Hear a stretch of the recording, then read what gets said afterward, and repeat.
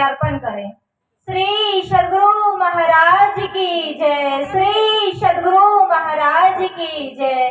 श्री सद्गुरु महाराज की जय। श्री सद्गुरु महाराज की जय। श्री सद्गुरु महाराज की जय। श्री सद्गुरु महाराज की जय। श्री सद्गुरु महाराज की जय।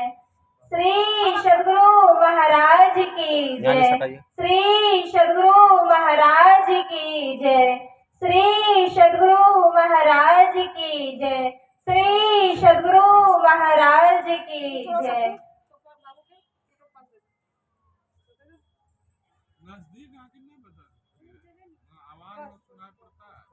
चलिए बैठिए।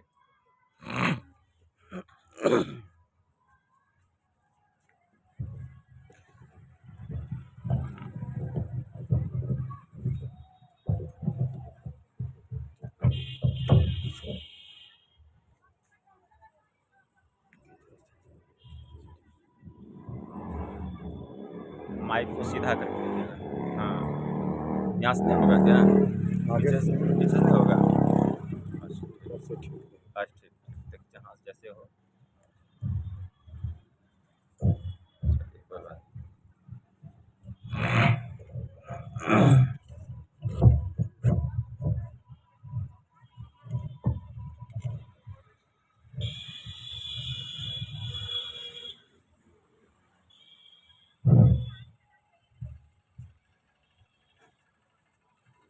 बोलिए प्रेम से श्री सद्गुरु महाराज की जय। श्री सद्गुरु महाराज की जय।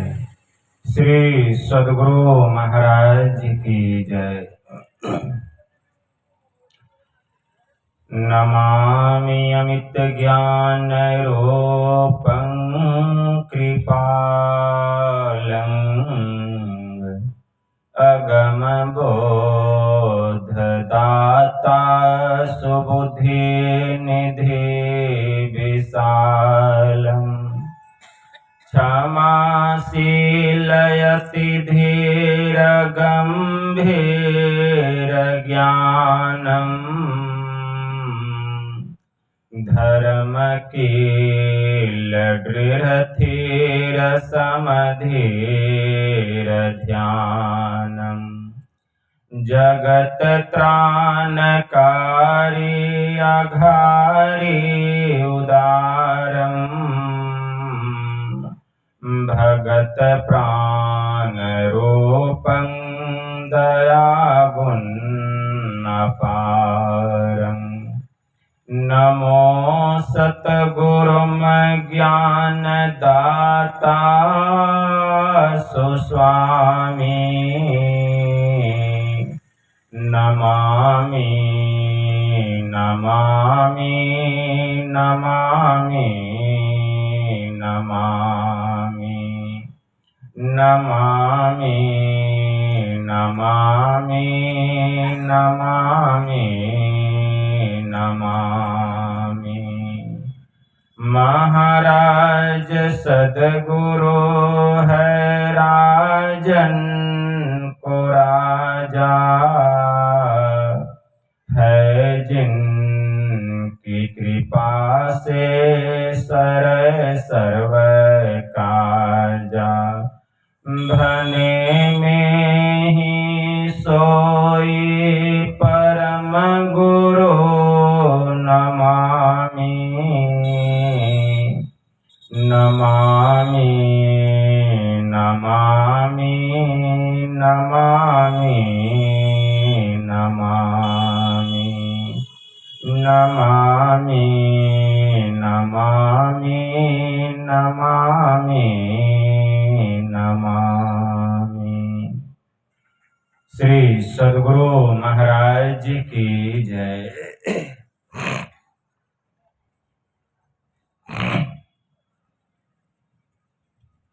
बोलिए प्रेम से श्री सद्गुरु महाराज की जय।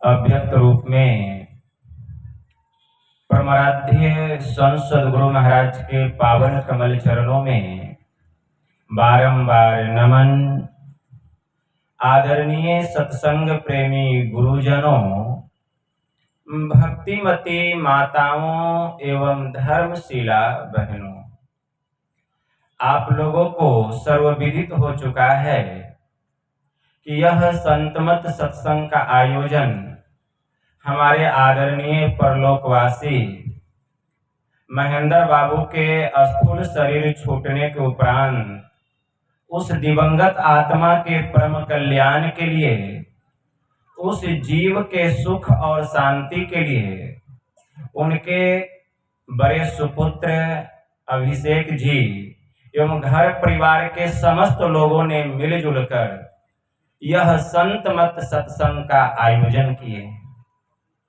यह सत्संग जो है इसको मुक्तिदायिनी श्राद्ध कहा गया है। इस सत्संग के द्वारा जीव को तत्काल फल प्राप्त हो जाता है, उसको सद्गति की प्राप्ति हो जाती है। तो इस संतमत सत्संग के द्वारा ज्ञान योग युक्त एकमात्र ईश्वर भक्ति का संदेश दिया जाता है। प्रत्येक प्राणी मात्र को बोध कराया जाता है कि ज्ञान क्या है, योग क्या है, भक्ति क्या है, जीव क्या है, माया क्या है, ब्रह्म क्या है। इन सभी रहस्यमयी बातों का ज्ञान सत्संग के माध्यम से यह जो जीव अबोध बना हुआ है, सत्संग श्रवण करते करते एक दिन वह सुबोध और परम ज्ञानी हो जाता है। अभी संत स्तुति और गुरु वंदना से पाठ का शुभारंभ हुआ। हम लोगों ने अति ही मनोयोग पूर्वक भक्ति युक्त ढंग से पाठ का श्रवण किया। तत्पश्चात श्री रामचरितमानस सार सटीक सप्तम सोपान उत्तर कांड से भी हम लोगों ने पाठ का श्रवण किया। पाठ के क्रम में हम लोग मानव तन की प्रधानता के संबंध में, मानव तन की उपाध्यता के संबंध में, उसकी महत्ता के संबंध में हम लोग भगवान श्री राम के मुखारविंद से उपदेशों को श्रवण कर रहे थे। लेकिन इसके पहले एक दोहा आया है। गोस्वामी जी उस दोहे में लिखते हैं, जीवन मुक्त ब्रह्म पर चरित सुनहि तजी ध्यान, जेन हरि कथा करहि रति तिनके हिये पाषाण।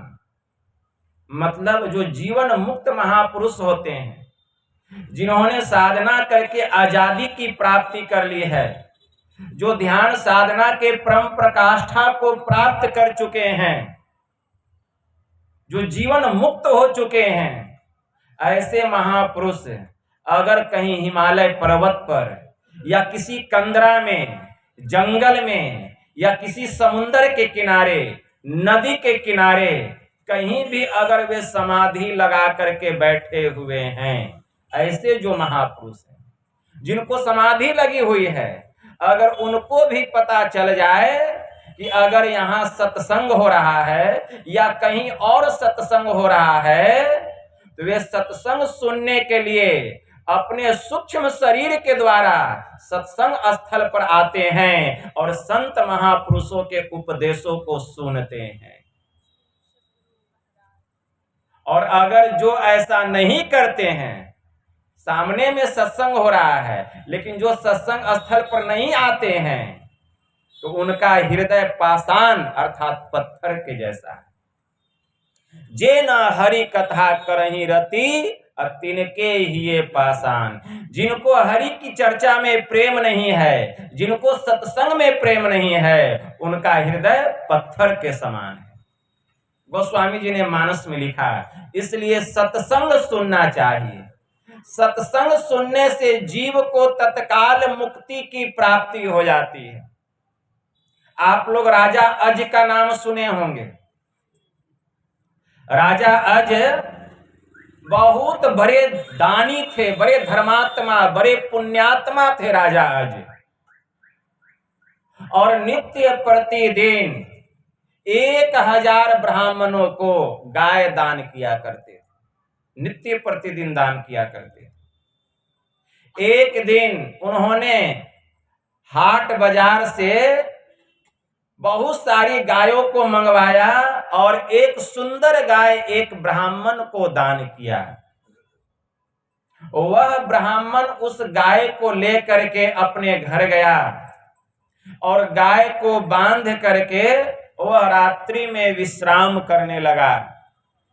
संजोग ऐसा हुआ कि वह गाय किसी तरह खूंटे से खुल गई और गाय का स्वभाव होता है कि जहां से उसको लाया गया है वह रास्ता उसको दिखाने की जरूरत नहीं है, स्वतः वह वहां पहुंच जाएगी। गाय रातों रात जिस हटिया से उसको खरीद करके लाया गया था उस हाट बाजार में जाकर के सभी गायों के संग में मिल गई।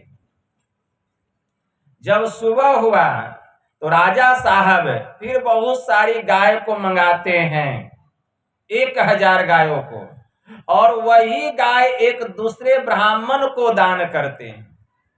दूसरा ब्राह्मण भी बड़े ही प्रसन्न होकर के वह गाय लेकर के अपने घर जा रहा है, लेकिन जो पहला ब्राह्मण है वह अपने गाय को ढूंढते हुए उसी रास्ते से आ रहा है।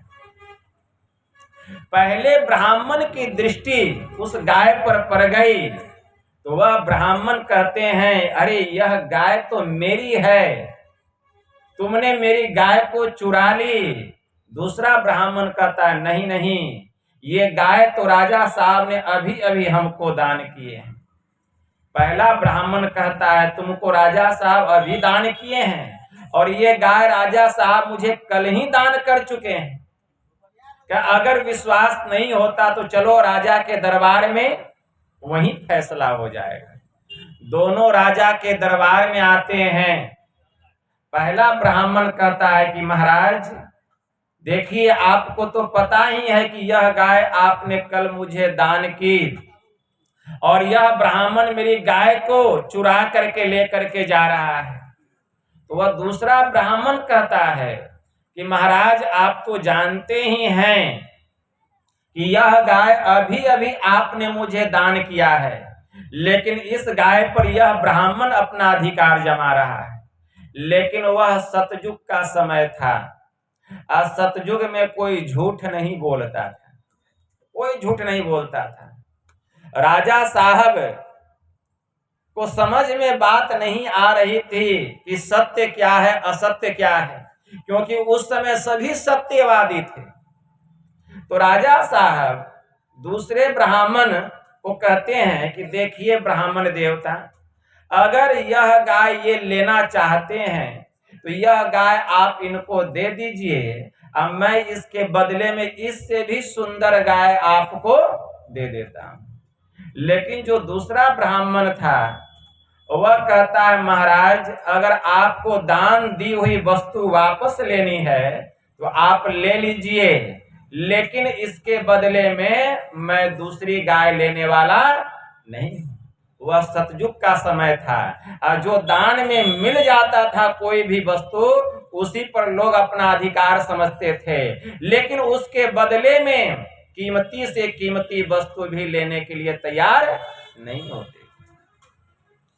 तो राजा साहब पहले ब्राह्मण से कहते हैं कि हे ब्राह्मण देवता, आप इसके बदले में हमसे जितनी गाय लेना चाहते हैं आप ले लीजिए, मैं आपको देने के लिए तैयार हूं।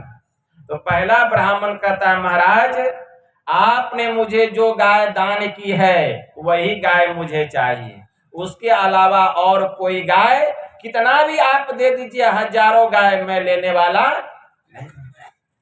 अब बड़ी विचित्र बात है, अब दोनों उस गाय को पाने के लिए आपस में लड़ने लग गए।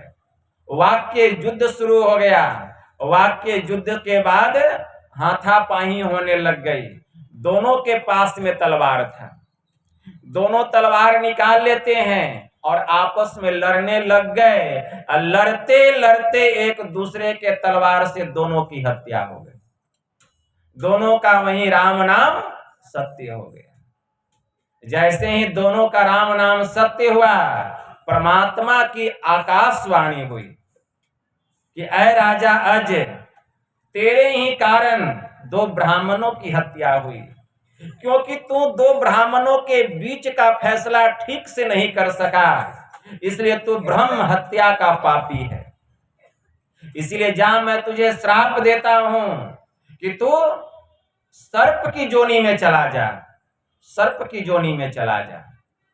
राजा साहब हाहाकार करने लग गए और नजर आकाश में दौड़ाते हुए प्रभु से प्रार्थना करते हैं, हे प्रभु, मेरे कारण 2 ब्राह्मण की हत्या हुई, बात तो बिल्कुल सत्य है, लेकिन आप मुझे इससे मुक्ति पाने का कोई उपाय बता दीजिए कि इस सर्प की जोनी से मुझे मुक्ति कब मिलेगी। पुनः परमात्मा की आकाशवाणी हुई कि ऐ राजन, जब तेरे कुल के कोई राजा संत महापुरुषों को बुला करके अपने राजमहल में जब सत्संग कराएंगे, तब तुझे इस सर्प की जोनी से मुक्ति मिल जाएगी। इतना सुनते राजा अज कहते हैं, हे प्रभु, मैं तो सर्प बना हुआ रहूंगा, मुझे कैसे पता चलेगा कि मेरे कुल के कोई राजा सत्संग करा रहे हैं। वहीं पर परमात्मा की आकाशवाणी होती, राजन, तू उसकी चिंता नहीं कर, जब तेरे कुल के कोई राजा सत्संग कराएंगे तो मैं तुझे खबर दे दूंगा और तू वहां चला जाएगा और सत्संग को सुनेगा, और उस महात्मा से जब तुझको आशीर्वाद मिलेगा, तुझे इस सर्प की जोनी से सदा के लिए मुक्ति मिल जाएगी। इतना कहते ही राजा अज तुरंत सर्प बन गए, वहीं पर सर्प बन गए और सर्प बन करके घने जंगल के एक वृक्ष के खोरहर में जाकर के रहने लगे। होते होते 1000 वर्ष गुजर गया, 100 वर्ष नहीं, 1000 वर्ष गुजर गया। लेकिन राजा अज के कुल में राजा तो बहुत हुए, लेकिन सब विलासी राजा, भोगी विलासी। किसी ने भी संत महात्माओं को बुला करके सत्संग नहीं कराया। 2000 वर्ष गुजर गए, लेकिन किसी ने भी संत महात्माओं को बुला करके सत्संग नहीं कराया। होते होते 5000 वर्ष गुजर गए, लेकिन कोई भी उस कुल में आध्यात्मिक धर्मात्मा राजा नहीं हुए, सब भोगी विलासी राजा। किसी ने भी संत महात्माओं को बुला करके सत्संग नहीं कराए। लेकिन जैसे ही 5000 वर्ष गुजर गया, 6000 वर्ष प्रारंभ हुआ, उसी राजा अज के कुल में राजा जनक हुए। उसी राजा अज के कुल में राजा जनक, और राजा जनक अष्टावक्र मुनि के शिष्य हुए। उनके गुरु का नाम था अष्टावक्र मुनि। ज्ञान के परम प्रकाष्ठा को प्राप्त किए हुए, ध्यान साधना में निपुण, तत्व को जानने वाले तत्वज्ञानी ब्रह्मवेता महापुरुष थे अष्टावक्र मुनि। राजा जनक ने अष्टावक्र मुनि को अपने राज दरबार में अपने से रथ पर बिठा करके लेकर के आए, और राजा जनक से उन्होंने सत्संग कराना प्रारंभ किया। जैसे ही राजा जनक अष्टावक्र मुनि से सत्संग कराना प्रारंभ किए, वहीं पर जंगल में आकाशवाणी हुई कि ऐ राजा अज, आज तेरे भाग्य का उदय होने वाला है, कि आज तेरे कुल के कोई राजा, बड़े ही उच्च कोटि के महापुरुष अष्टावक्र मुनि को बुला करके सत्संग करा रहे हैं। इसलिए तू जल्दी जा, सत्संग सुन और ऐसे महापुरुषों का दर्शन कर। जब उनका आशीर्वाद प्राप्त होगा, तुझे इस अजगर की जोनी से सदा के लिए मुक्ति मिल जाएगी। वह सर्प वृक्ष के खोररे से निकला, विशाल सर्प था। विचार कीजिए, 6000 वर्ष से वह सर्प की जोनी में है, कितना विशाल होगा। वह निकला और सरसराता हुआ तेज गति से राजमहल में पहुंचा। भगदड़ मच गई, भीड़ खचाखच भरा हुआ था। और वह सर्प आकर के अष्टावक्र मुनि के सामने फनकार करके चौकी के नीचे बैठ गया। अष्टावक्र मुनि सबको कहते हैं शांत होकर के बैठने के लिए। राजा जनक भी भयभीत हो गए कि ये कौन है।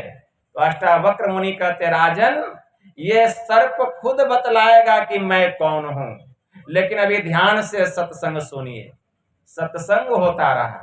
जब सत्संग समाप्त हो गया और आरती प्रारंभ हो गई, वैसे वैसे उस सर्प का शरीर बदलने लगा।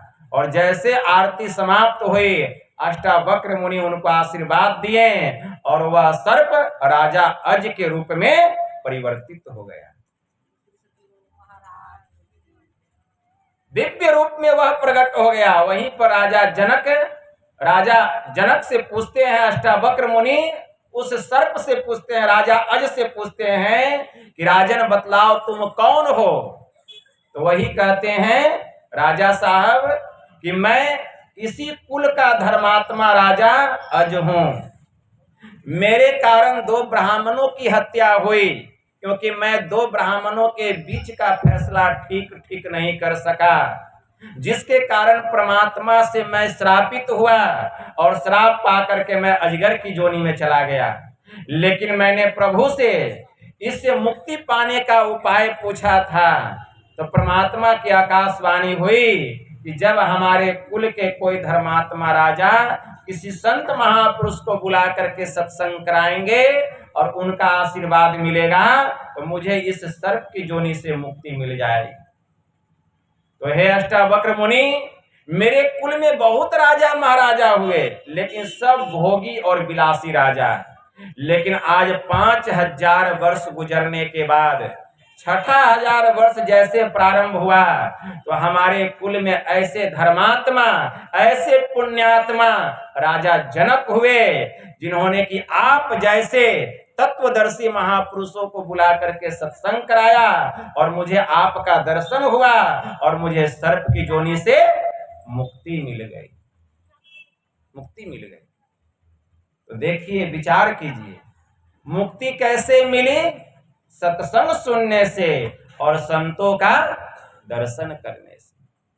इसीलिए रामचरितमानस में आया, सोनी आचरज करई जनी कोई, असत्य संगति महिमा नहीं गोई, वाल्मीकि नारद घट जोनी, निज निज मुखनि कहै निज होनी। यह सुनकर के कोई आश्चर्य नहीं करें, क्योंकि सत्संग की महिमा छिपी हुई नहीं है। वाल्मीकि, देवर्षि नारद और अगस्त ऋषि ने अपने अपने होने की कथा अपने अपने मुंह से कही। वाल्मीकि कौन थे? सभी जानते हैं, डाकू थे, हत्यारे, रत्नाकर उनका नाम था। नारद दासी के पुत्र थे और अगस्त ऋषि की उत्पत्ति नीच स्थान से हुई थी, लेकिन सत्संग के प्रभाव से ये तीनों ब्रह्म ज्ञानी, ब्रह्मवेता महापुरुष हुए। तो यह सत्संग की महिमा है। इसलिए सत्संग की महिमा अपार है, कहने से बाहर है। एक संत हो गए स्वामी रामावतार दत्त जी महाराज, उनकी वाणी में आया, संत वचन वह सुधा जिसके देव सदा भिखारी, संत वचन वह धन है जिसका नर ही है मात्र एक प्रधान अधिकारी, मर्त्य अमर बन जाता जिससे वह संजीवन रज है, संत वचन सब भाव रोगों का राम बाण भेषज है, वेद शास्त्र अनुभूति तपस्या का जिसमें संचय है, संतों का बर बरद वचन वह मंगलमय निर्भय है। क्यों बैठा कर्तव्य मूढ़ नर बन चिंता का वाहन, अरे संत वचन के सुधा सिंधु में कर संतत अवगाहन, दूर असत से कर सतपथ की ओर लगाने वाला और मृत्यु से हटा अमरता को पहुंचाने वाला, तम के परे ज्योति के जग में होता जो जगमग है, सचिचन में उस परम धाम को संत वचन सूची मग है। अरे कौन बताए संतों की वाणी में कितना बल है, दासी सुत देवर्षि बन गया जीवन हुआ सफल है। उसी संत के प्रवचन ने यह प्रभाव दिखलाया। दैत्य वंश में देवपम भक्त प्रहलाद प्रकट हो आया। अगणित बार संत वाणी ने निज प्रभाव प्रगटाया। मान उसे ही बालक ध्रुव ने हरि का ध्रुव पद पाया। अरे एक लुटेरा था जिसने मन से मान संतों की बानी, अब वाल्मीकि बन गया आदि कवि भुवन विदित विज्ञानी। यह सत्संग की महिमा है, यह सत्संग की महिमा है। सत्संग सुनते सुनते जब हरि की कृपा होती है, जब ईश्वर की कृपा होती है, जब पुण्य का विशाल पुंज जमा होता है, तब ईश्वर की कृपा से सत्संग सुनते सुनते संत सदगुरु मिलते हैं, संत सदगुरु मिलते हैं। संत कबीर साहब की वाणी में आया, मैं तो आन परी चोरन के नगर, सत्संग बिना जियरा तरसे, इस सत्संग में लाभ बहुत है, तुरंत मिलावे गुरु से। संत जगत के सम्राट संत कबीर साहब का यह महावाक्य है कि सत्संग श्रवण करते करते संत सदगुरु मिल जाते हैं। और जब संत सदगुरु मिलते हैं तब क्या होता है? संत कबीर साहब की वाणी में आया, गुरु बिनु जीव की कल्पना न मीटे, गुरु बिना जीव का भला नाही, गुरु बिना जीव का तिमिर नहीं नासे, समुझी विचारी ले मन माही, राह बारिक गुरुदेव ते पाइये, जन्म अनेक की अटक खोले, कहे कबीर गुरुदेव पूरन मिले, जीव और शिव तब एक तोले। मतलब क्या समझे? गुरुदेव बिना जीव की कल्पना नहीं मिटे। कल्पना का मतलब होता है दुख। जब तक गुरु की कृपा नहीं होगी आपके जीवन का दुख मिटने वाला नहीं है। तो गुरुदेव बिना जीव की कल्पना नहीं मिटे और गुरुदेव बिना जीव का भला नहीं। जब तक गुरु की कृपा नहीं होगी जीवन में आपका भला होने वाला नहीं है। चाहे कितना देवी देवता की आप पूजा कर लीजिए, कुछ लाभ मिलने वाला नहीं है। गुरुदेव बिना जीव का तिमिर नहीं नासे, असमुझी विचारी ले मन माही। जब तक गुरु की कृपा नहीं होगी आपके जीवन का अंधकार नष्ट होने वाला नहीं है। आंख बंद करते हैं, क्या दिखाई देता है? सब लोग आंख बंद कीजिए, क्या दिखाई देता है? कहेंगे बाबा अंधकार दिखाई देता है। इस अंधकार में प्रकाश है, पता है? अंधकार में प्रकाश है। जो गुरु जुक्ति से ध्यान करता है उसके अंधकार में प्रकाश हो जाता है। कैसे? जब दृष्टि की दोनों धार जाकर के मिलती है सुषुम्ना में, तब प्रकाश होता है। संत कबीर साहब की वाणी में आया, मुर्शिद नैनो बीच नबी है, स्याह सफेद तिलो बीच तारा, अविगत अलख रवि है। अरे आंखी मध्य पाखी चमके, पाखी मध्य द्वारा, ते ही द्वारे दूरबीन लगावे, उतरे भवजल पारा। सुन शहर में बास हमारा, तह सर्वंगी जावे, साहब कबीर सदा के संगी, शब्द महल ले आवे। मुर्शिद नैनो बीच नबी। मुर्शिद किसको कहा गया? संत सदगुरु को कहा गया। नबी किसको कहा गया? खुदा के नूर को कहा गया। नबी करीम मोहम्मद सल्लल्लाहु अलैहि वसल्लम खुदा के नूर कहलाते हैं। लेकिन वह नूर है क्या, आज तक किसी को पता ही नहीं है। ब्रह्म की जो ज्योति है उसी को खुदा का नूर कहा गया। प्रभु का जो प्रकाश है उसी को खुदा का नूर कहा गया।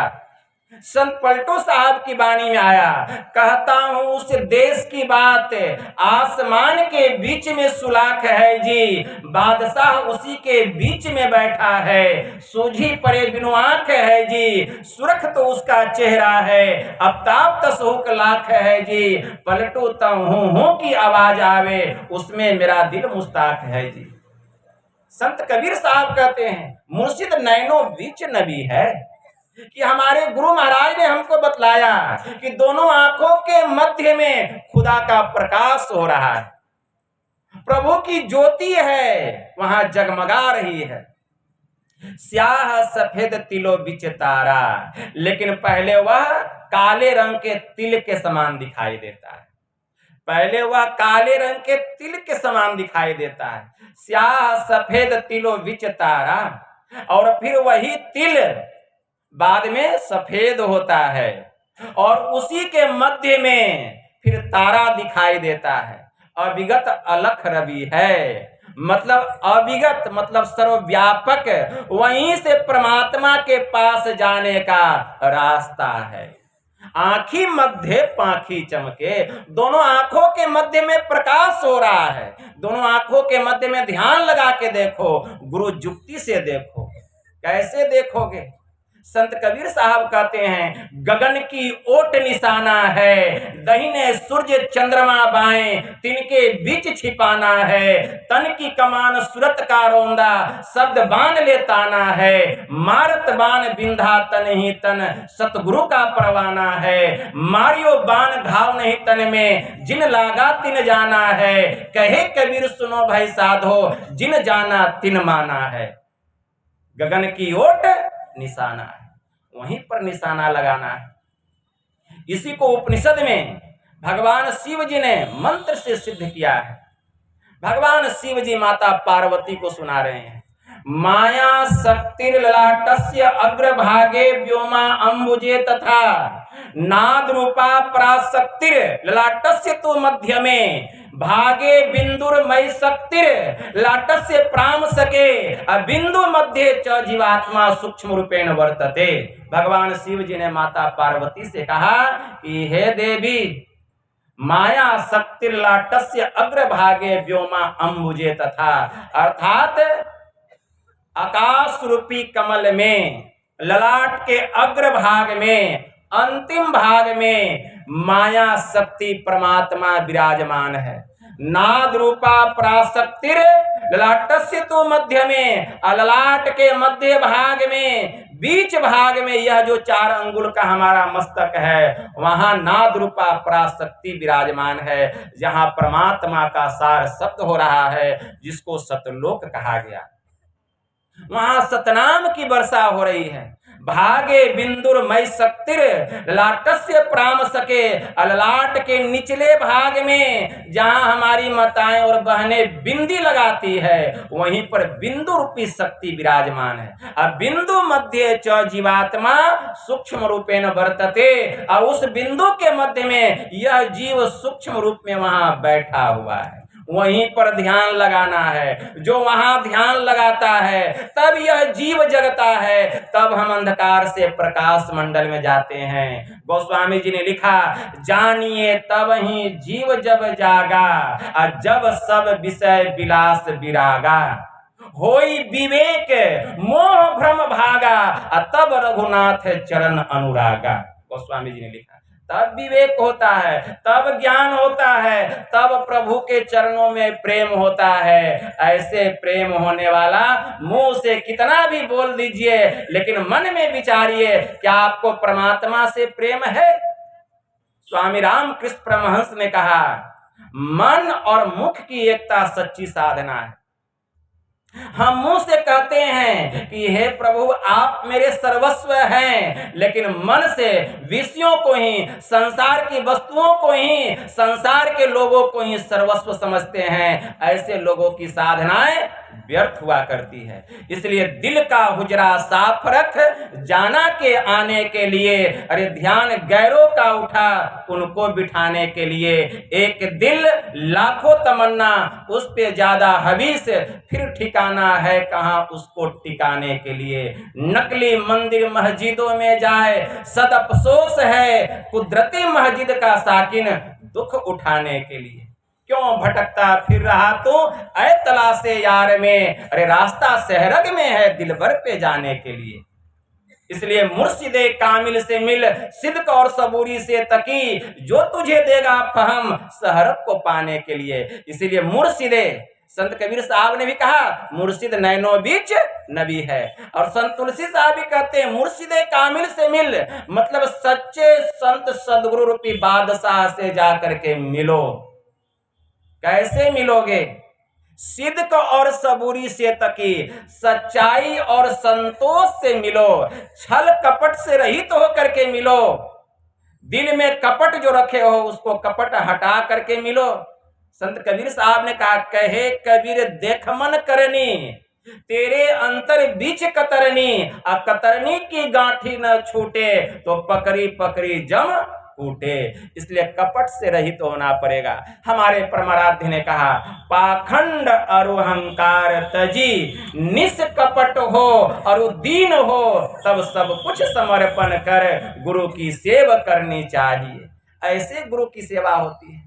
इसलिए संत कबीर साहब कहते हैं कि गुरु बिनु जीव की कल्पना न मिटे, और गुरु बिनु जीव का भला नाही, गुरु बिना जीव का तिमिर नहीं नासे, समुझी विचारी ले मन माही। जरा मन में विचार करके देखिए, राह बारिक गुरुदेव ते पाइए।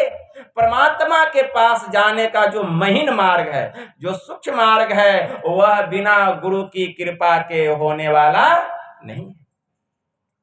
जन्म अनेक की अटक खोले, जैसे ही हम उस सूक्ष्म मार्ग में प्रवेश करेंगे, जितना बार इस संसार में हम आए हैं, जिस जिस शरीर को हम धारण किए हैं, जैसे ही ध्यान लगाएंगे आज्ञा चक्र 10वें द्वार में, एकदम सिनेमा हॉल में जाकर के जब हम बैठते हैं तो पर्दा पर चित्र दिखाई देता है, सब जन्म का रहस्य खुलने लग जाएगा।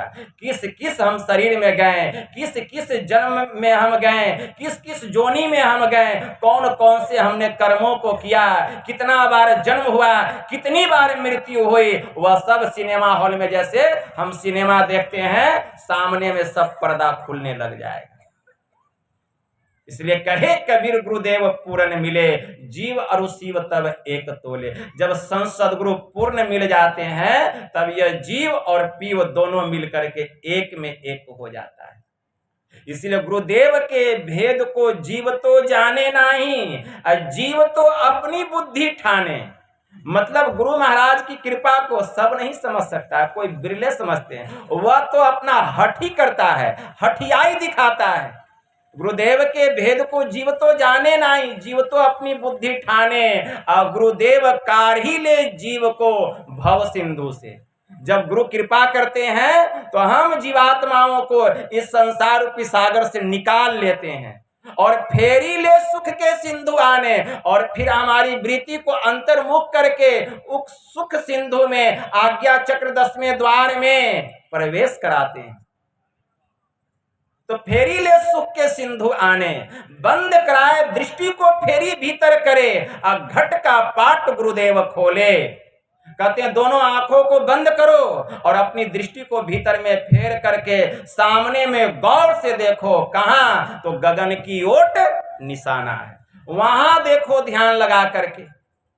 इसलिए बंद कराए दृष्टि को, फेरी भीतर करे, और घट का पाट गुरुदेव खोले। घट के भीतर में मतलब शरीर के भीतर में पर्दा है। क्या का पर्दा है? पहला पर्दा है अंधकार का, दूसरा पर्दा है प्रकाश का, और तीसरा पर्दा है शब्द का।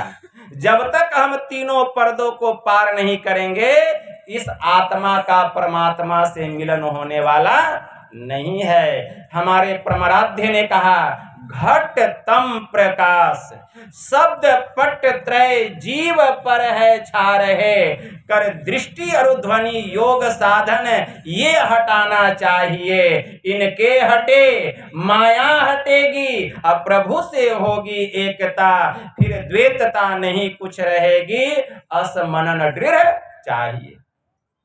यही पर्दा है जीव के ऊपर में, अंधकार का, प्रकाश का और शब्द का।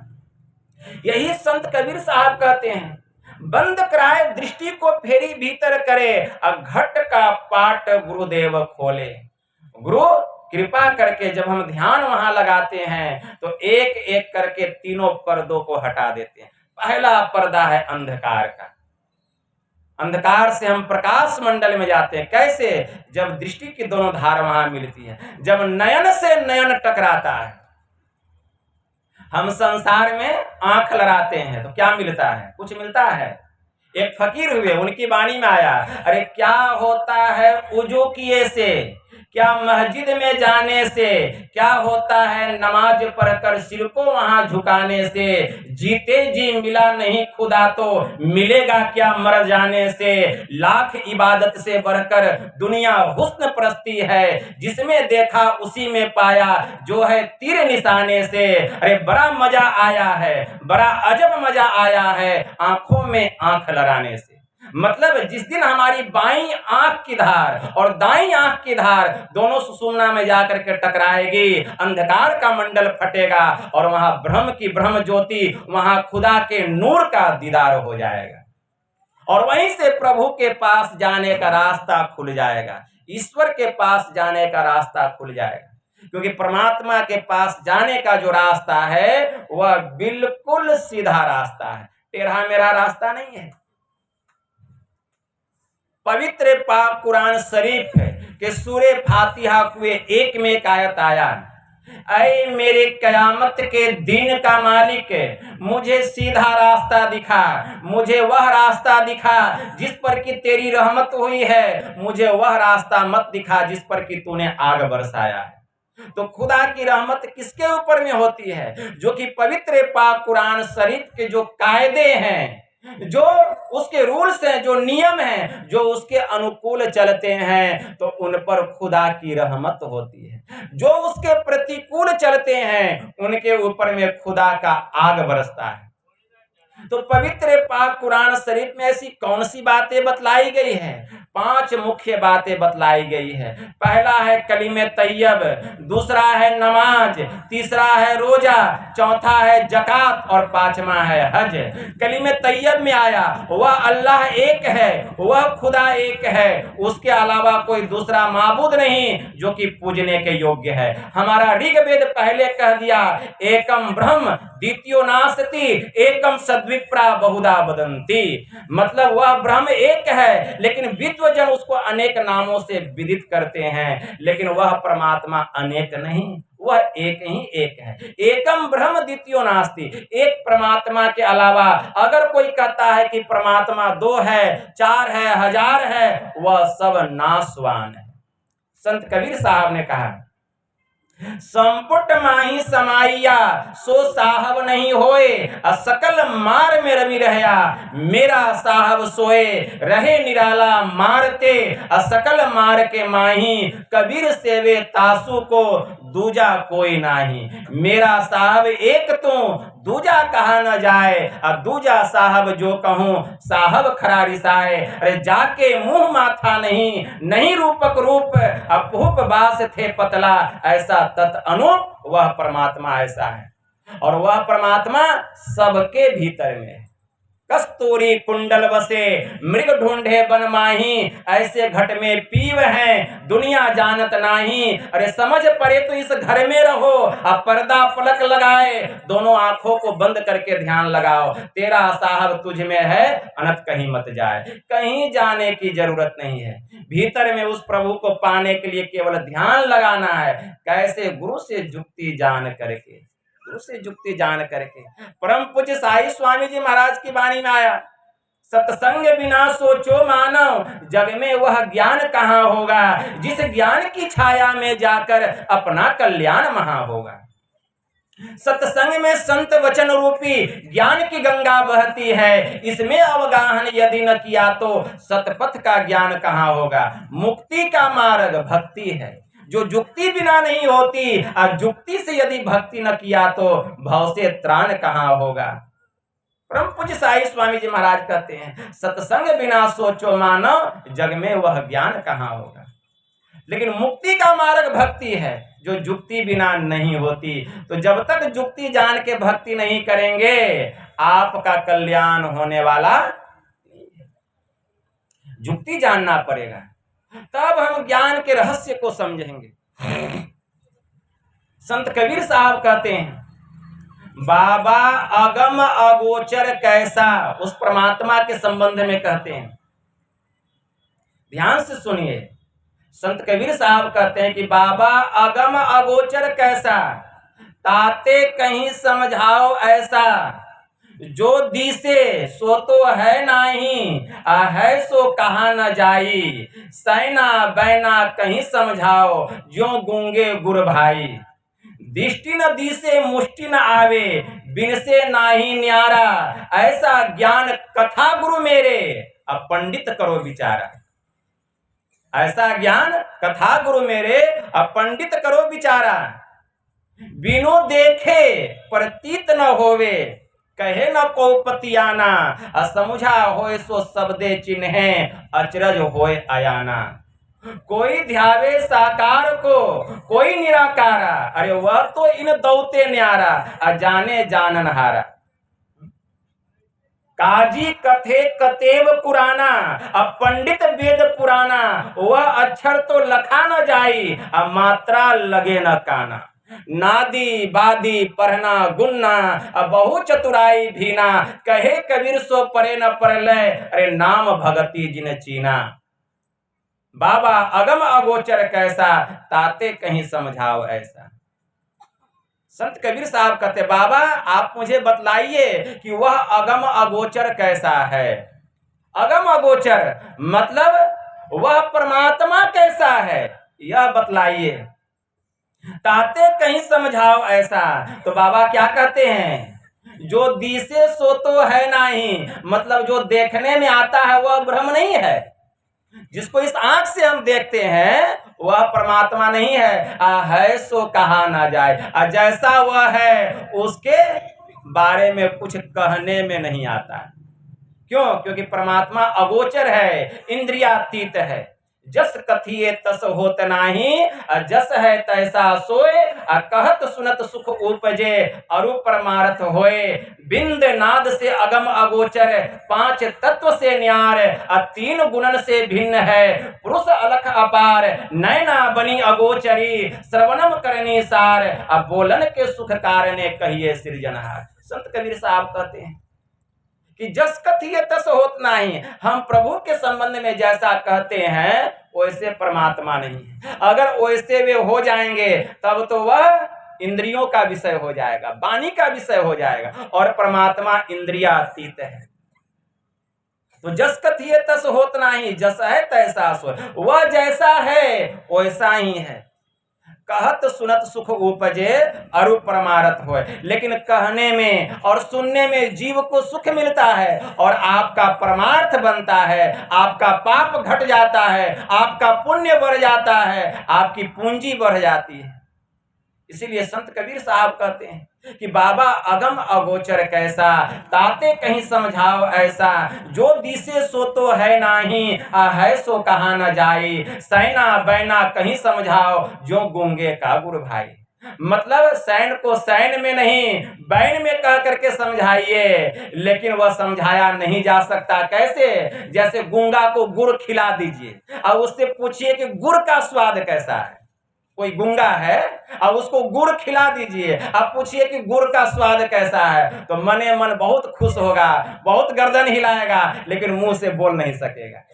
उसी प्रकार वह परमात्मा है। मतलब बड़ा सुकून मिलता है जो उसका दर्शन कर लेता है, जो उसका साक्षात्कार कर लेता है, उसको बड़ा सुख मिलता है, लेकिन उसके बारे में कुछ कहा नहीं जा सकता।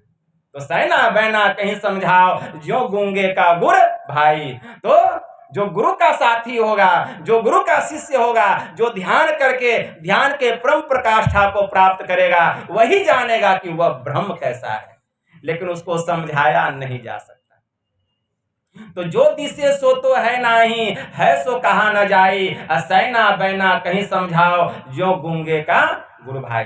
दृष्टि न दिसे मतलब वह इस आंख से देखने में आने वाला नहीं है। एक फकीर ने कहा, इस आंख से हवा न दिखलाएगी, अब परमात्मा दिखे सुनकर हंसी आएगी। हम हवा का अनुभव करते हैं, लेकिन आज तक देखे हैं हवा कैसा है, उसका रंग कैसा है, उसका रूप कैसा है, लेकिन अनुभव करते हैं, पत्ते हिलते हैं तो पता चलता है कि हवा है। संत कबीर साहब कहते हैं, दृष्टि न दिसे मुष्टि न आवे। इस आंख से वह देखने में आने वाला नहीं है, उसको मुट्ठी से हम पकड़ नहीं सकते हैं। बिन से ना ही न्यारा, वह परमात्मा ऐसा न्यारा है, ऐसा प्यारा है, किसी काल में उसका विनाश होने वाला नहीं है। वह अविनाशी है। ऐसा ज्ञान कथा गुरु मेरे पंडित करो विचारा। संत कबीर साहब कहते हैं मेरे गुरु महाराज ने ऐसा ज्ञान हमको बतलाया है, अरे पंडितों तुम विचार करो यह बात सत्य है या कि असत्य है। बिनु देखे प्रतीत न होवे। कोई कहते हैं बाबा जब तक हम परमात्मा को देखेंगे नहीं हमको विश्वास होने वाला नहीं है कि परमात्मा है। तो बिनु देखे प्रतीत न होवे कहे न को पतियाना। अगर आप विश्वास नहीं करते हैं तो समुझा होए तो शब्दे चिन्ह अचरज होए अयाना। अगर इस ज्ञान को आप समझना चाहते हैं तो आपको अपने सूरत को शब्द में लगाना पड़ेगा। जो अपनी सूरत को सतनाम में लगा देगा, सार शब्द में जिसकी सूरत लग जाएगी वही उस ज्ञान को समझेगा, वही उस परमात्मा को समझेगा। किसकी सूरत सार शब्द में लगी है? जिसकी सूरत सार शब्द में लग गई है, समुझा हो तो शब्दे चिन्ह है। अगर उस परमात्मा को समझना चाहते हैं तो शब्द में सूरत को लगाइए। किसके भीतर में ब्रह्मनाद की वर्षा हो रही है? कौन है ऐसा यहाँ जो कि ध्यान लगाता है, जो अंधकार मंडल को पार कर गया है, जो प्रकाश मंडल को पार कर गया है, शब्द मंडल में जिसकी सूरत विचरण कर रही है, उससे जाकर के पूछिए, वह कहेगा कि परमात्मा है, पूर्ण विश्वास है। तो समुझा होए तो शब्दे चिन्ह अचरज होए अयाना। कोई ध्यावे साकार को, कोई साकार की पूजा करते हैं मूर्त बना करके, परमात्मा की, दुर्गा की मूर्त, काली की मूर्त, कृष्ण की मूर्त, राम की मूर्त, शिव की मूर्त, सबका मूर्त बना देते हैं और उसकी पूजा करते हैं। संत कबीर साहब कहते हैं अनगढ़िया देवा तेरी कौन करे सेवा, गढ़े देव को सब कोई पूजे, पूरन ब्रह्म को जाने भेवा। जिसको आप गढ़ दिए हैं उसको सब लोग पूजा करने लग गए। अरे जो परमात्मा हमको बनाया क्या उसको हम बना सकते हैं? ये तो अज्ञानता वाला काम है, कोई उसको बना नहीं सकता है। तो गढ़े देव को सब कोई पूजे, जिसको मिट्टी से हम गढ़ दिए हैं, भ्रम में आकर के पूरी दुनिया उसकी पूजा कर रही है। अब पूरन ब्रह्म को जाने भेवा, और जो परमात्मा सबको बनाया है उसको कोई बिरले जानते हैं। 8 पहर सन्मुख लरे सोई बांधे बाना हो, जीत चला भवसागर को सोई सुरा मर्दाना हो। संत कबीर साहब कहते हैं गगन मंडल के बीच में तहमा झलके नूर, निगुरा महल न पावई पहुंचेगा कोई सूर। वहां का पर्दा खोली के सन्मुख ले दीदार, अरे बाल स्नेही साइया आदि अंत का यार। नैनों की करी कोठरी, पुतली पलंग बिछाए, पलकों की चितडारी के, तब पिया को लिया रिझाए। कबीरा मन निर्मल भया जैसे गंगा नीर, पीछे पीछे हरि फिरे, कहे कबीर कबीर। तब देखिए आपका मन कितना पवित्र हो जाएगा। उपनिषद में मंत्र आया, कठोपनिषद में एक मंत्र आया, नाविरतो दुश्चरिता ना शांतो ना समाहित ना शांत मानसो वापी प्रज्ञा नैनेन ममाप्नुयात। जो पाप कर्मों से निवृत्त नहीं हुआ है, जिसकी इंद्रियां शांत नहीं है, जिसका चित्त अशांत एवं असमाहित है, वह कभी भी इस ज्ञान को, आत्मज्ञान को, ब्रह्म ज्ञान को प्राप्त नहीं कर सकता। इसलिए पहले अपने को पवित्र करना पड़ेगा, मन को पवित्र करना पड़ेगा।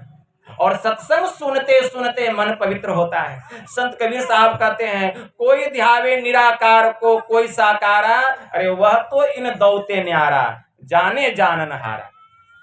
लेकिन परमात्मा सगुण में भी है और निर्गुण में भी है। ऐसा नहीं कि सगुण में नहीं है, सगुण में भी परमात्मा है, निर्गुण में भी है और निर्गुण सगुण के परे भी है। यह ज्ञान कैसे प्राप्त होगा? देखिए मूर्ति भगवान नहीं है लेकिन मूर्ति में भगवान है। क्यों? क्योंकि परमात्मा सर्वव्यापक है। परमात्मा सर्वव्यापक होने के कारण सब जगह है, लेकिन सब चीज परमात्मा नहीं है। परमात्मा हम में भी है, आप में भी है। शरीर ब्रह्म नहीं है लेकिन शरीर के भीतर में ब्रह्म है। शरीर नाशवान है और परमात्मा अविनाशी है। इसलिए कोई ध्यावे निराकार को कोई साकारा, अरे वह तो इन दौते न्यारा, जाने जानन हारा। काजी कथे कतेव कुराना, अब पंडित वेद पुराना, वह अक्षर तो लखा न जाई, अब मात्रा लगे न काना। जो काजी होते हैं, जो मौलवी होते हैं, जो मौलाना होते हैं, वह कुरान किताब की बात बतलाते हैं, पढ़ पढ़ के सुनाते हैं। और पंडित लोग वेद पुराण की बात सुनाते हैं। तो काजी कथे कतेब कुराना, पंडित वेद पुराना, अरे वह अक्षर तो लखा न जाए, मात्रा लगे न काना। लेकिन वह जो सतनाम है, वह जो सार शब्द है, वह जो ब्रह्मनाद है, वह ऐसा है कि उसमें कोई मात्रा ही नहीं लगता है। मात्रा लगे ना काना, और इस कान से वह सुनाई ही नहीं देता। वह बिना मात्रा का है और इस कान से वह सुनने में आने वाला नहीं है। तो किस कान से वह सुनाई देगा? हमारे परमाराध्य ने कहा, मीठी मुरली सुने सुरत के कान से। अरे हारे में ही बड़ा कोतूहल होए ध्वनि के ध्यान से, सदगुरु भेदी मिले सैन ध्वनि ध्यान बतावे। जब भेदी सदगुरु मिल जाते हैं, जुक्ति बतला देते हैं ध्यान लगाने की, तब सुरत की कान से वह सुना जाता है। तो मात्रा लगे ना काना, वह परमात्मा का वह जो ब्रह्मनाद ऐसा है कि वह मात्रा से रहित है और वह बिना कान का ही सुनाई देता है। कैसा है वह शब्द, जिस शब्द को जान लेने पर विश्वास हो जाता है कि परमात्मा है। समुझा होए तो शब्दे चिन्हे, अचरज होए अयाना। तो बहुत लोग आश्चर्य करने लगे कि बाबा कैसी बात करते हैं, क्या शब्द का ज्ञान होने पर परमात्मा का पहचान हो जाता है? बिल्कुल हो जाता है। जिसको शब्द का ज्ञान हो गया है उसको परमात्मा की पहचान हो जाएगी। लेकिन कौन शब्द? वह शब्द मात्रा लगे ना काना, जो मात्रा से रहित है और जो बिना कान का सुनाई देता है। संत क्राइस्ट ने कहा, आदि में शब्द था और शब्द ईश्वर के साथ था और शब्द ही ईश्वर है, शब्द ही ईश्वर है। संत क्राइस्ट ने कहा। साई बुल्ले शाह एक बहुत बड़े फकीर हुए पंजाब में, उनकी वाणी में आया कि आज लोग नाना प्रकार के विषयों को पढ़ पढ़ करके नाना प्रकार की डिग्रियां प्राप्त कर रहे हैं, लेकिन अगर कोई एक अलिफ पढ़ ले तो उसको छुटकारा मिल जाए, उसको नजात मिल जाए। उसी समय एक बहुत बड़े विद्वान हो गए, हजरत हो गए, उनका नाम था हजरत अनवर अली रोहतकी। उन्होंने एक पुस्तक लिखी, कानूने इश्क। कानूने इश्क के पृष्ठ संख्या 204 में उन्होंने लिखा कि जिस अलिफ को पढ़ने से जीव को निजात मिलता है, छुटकारा मिलता है, मुक्ति मिलती है, वह उर्दू, फारसी और अरबी का पहला अक्षर नहीं है। वह अलिफ संतों के ज्ञान का सीना है, सफीना नहीं है कि तख्ती पर लिख दिया और लिख करके मिटा दिया। अरे उसको लिखा ही नहीं जा सकता। क्यों? क्योंकि वह बिना मात्रा का है, बिना स्वर और व्यंजन का है। एक भारतीय भाषा, हम अ पर विचार करें। भारतीय भाषा है अ, और अ स्वर वर्ण है। अ जो है स्वर वर्ण है और बिना स्वर का व्यंजन नहीं होता है। हम सभी जानते हैं कि बिना स्वर का व्यंजन होने वाला नहीं है। और जितना भी व्यंजन वर्ण है सब में स्वर लगा हुआ है। आप कोई भी व्यंजन वर्ण उठाइए, क तो उसमें अ, ख तो उसमें अ, ग, जितना भी व्यंजन वर्ण है सब में स्वर लगा हुआ है। मतलब बिना स्वर का व्यंजन होने वाला नहीं है। लेकिन एक भारतीय भाषा अ, यह स्वर वर्ण है और यह जो स्वर वर्ण है, यह स्वर वर्ण व्यंजन में मिला हुआ रहता है। कोई भी व्यंजन वर्ण बिना स्वर का नहीं हो सकता। उसी प्रकार यह जो संसार है, यह जो संसार है वह परमात्मा क्या है, उसको स्वर समझिए और यह संसार को व्यंजन समझिए। मतलब बिना स्वर का कोई व्यंजन नहीं हो सकता। उसी प्रकार बिना परमात्मा का यह संसार नहीं हो सकता। बिना ईश्वर का यह संसार नहीं हो सकता। पहले ईश्वर है और ईश्वर से यह सृष्टि हुआ। अगर ईश्वर नहीं होता तो सृष्टि कहां से होती? अगर स्वर नहीं होता तो व्यंजन कहां से होता? जैसे प्रत्येक व्यंजन में स्वर समाया हुआ है, उसी तरह सृष्टि के कण कण में परमात्मा समाया हुआ है। कण कण में परमात्मा समाया हुआ है। वह परमात्मा ऐसा है। बाबा नानक की वाणी में आया, गुरु नानक देव जी महाराज सिख धर्म के प्रथम गुरु, सिख धर्म के प्रवर्तक हुए। उनकी वाणी में आया तदी अपना आपू आप ही उपाया न कछु ते कछु करी दिखलाया। पहले कुछ भी नहीं था, स्वयं परमात्मा थे, कुछ नहीं था, लेकिन कुछ नहीं से उन्होंने सब कुछ करके दिखला दिया। कौन? एक परमात्मा ने, एक ईश्वर ने।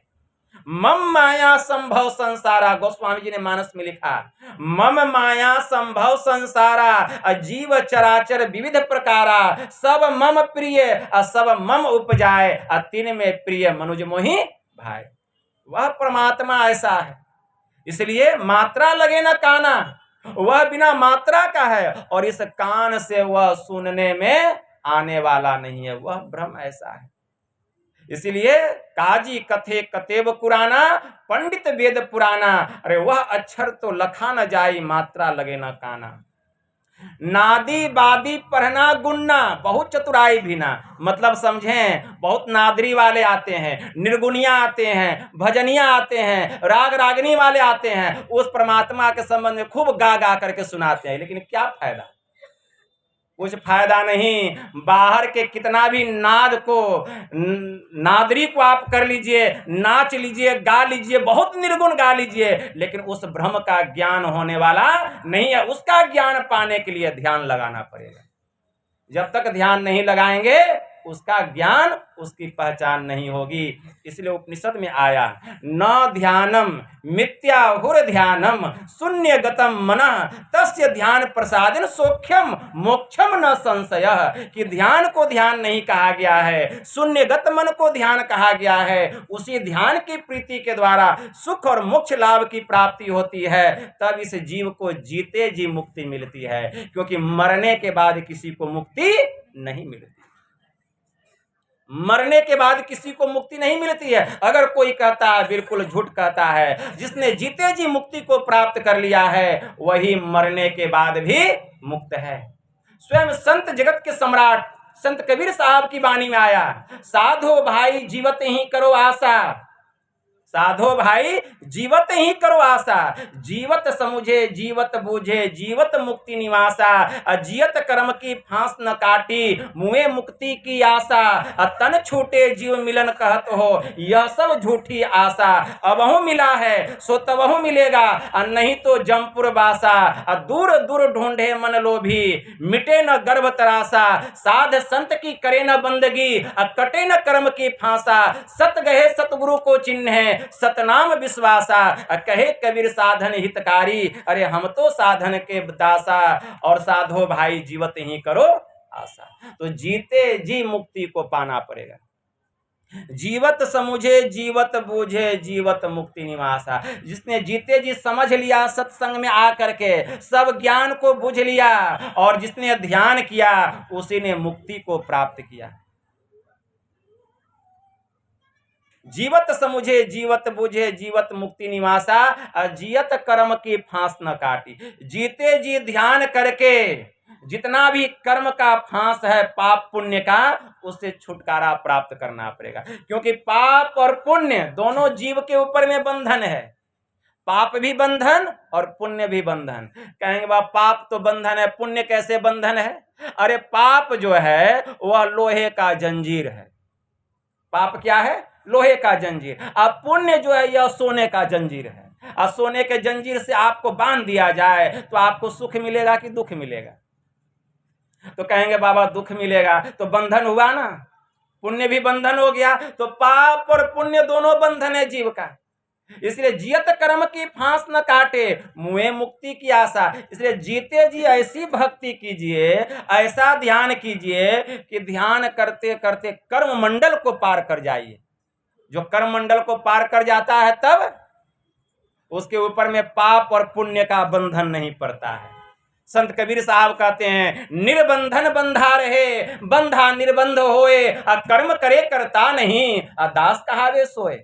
निर्बंध, परमात्मा निर्बंध है और जीवात्मा बंधन में पड़ा हुआ है। यह जीव बंधन में है और परमात्मा निर्बंध है। गोस्वामी जी ने भी लिखा मानस में कि परवश जीव अस्ववश भगवंता, जीव अनेक एक श्रीकंता। परवश जीव मतलब जीव पराधीन है, जीव पराधीन है, शरीर और इंद्रियों के बंधन में है। लेकिन वह जो परमात्मा है वह स्वाधीन है, उसके ऊपर में कोई बंधन नहीं है। जीव अनेक एक श्रीकंता, जीवात्मा बहुत है, एक एक शरीर में एक एक जीव, लेकिन वह जो परमात्मा है वह अनेक है, वह एक ही एक है, वह एक ही एक है। तो निर्बंधन बंधा रहे, वह परमात्मा निर्बंध हैं, लेकिन उनकी मौज हुई। परमात्मा निर्बंध है, उनकी मौज हुई। वे राम रूप में आए, वे कृष्ण रूप में आए, वे शिव रूप में आए, वे वराह रूप में आए, वे नरसिंह रूप में आए, तो बंधन में पड़ गए। आकर के शरीर का बंधन पड़ गया, इंद्रियों का बंधन पड़ गया, तो वे तो अपनी मौज से न बंधन में पड़े। किस लिए? इस संसार का कल्याण करने के लिए, पापियों का संहार करने के लिए, और हम सभी जीवों का उद्धार करने के लिए। इसीलिए गोस्वामी जी ने लिखा, जब जब होई धर्म की हानि, बारही असुर अधम अभिमानी, करही अनीति जाय नहीं वरनी, सीलई विप्र धेनु सुर धरनी, तब तब प्रभु धरि विविध शरीरा, हरहि कृपा निधि सज्जन पीरा। कि जब जब होई धर्म की हानि, जब जब धर्म का पतन होता है, बारही असुर, जब जब अधर्मी लोग बढ़ जाते हैं, अभिमानी लोग बढ़ जाते हैं, करही अनीति जाय नहीं बरनी, और इतनी अनीति करते हैं, अनाचार, अत्याचार, दुराचार, वैभिचार, जिसका वर्णन नहीं किया जा सकता। सीलय विप्र धरनी, तब तब प्रभु धरि विविध शरीरा, तब तब परमात्मा किसी न किसी शरीर में आते हैं। कृष्ण के रूप में आए, कंस का वध किया, राम के रूप में आए, रावण का वध किया, वराह के रूप में आए, हिरण्याक्ष का वध किया, नरसिंह के रूप में आए तो हिरण्यकश्यप का वध किया। तो तब तब प्रभु धरि विविध शरीरा, हरहि कृपा निधि सज्जन पीरा। और प्रभु कृपा निधान भगवान वे संतों के दुख का, उनके दर्द का हरण करते। और इसी को हमारे भगवान महायुगेश्वर श्री कृष्ण ने श्रीमद् भगवत गीता में इस प्रकार कहा कि हे अर्जुन, यदा यदा हि धर्मस्य ग्लानिर्भवति भारत, अभ्युत्थानं धर्मस्य तदात्मानं सृजाम्यहम्, परित्रणाय साधूनां विनाशाय च दुष्कृतां, धर्म संस्थापनार्थाय संभवामि युगे युगे। भगवान ने कहा कि जब जब इस धराधाम पर, जब जब इस भूतल पर, जब जब इस अवितल पर, जब जब इस वसुंधरा पर, यदा यदा ही धर्मस्य ग्लानिर्भवति भारत, धर्म का पतन होने लगता है, अधर्म का उत्थान होने लगता है, अभ्युत्थानम धर्मस्य तदात्मानं सृजाम्यहम्, तब तब मैं किसी न किसी रूप में इस धरती पर आता हूँ और क्या करता हूँ? परित्रणाय साधूना, साधुओं की रक्षा करता हूँ, विनाशाय च दुष्कृताम, और दुष्टों का संहार करता हूँ, धर्म संस्थापनार्थाय संभवामि युगे युगे।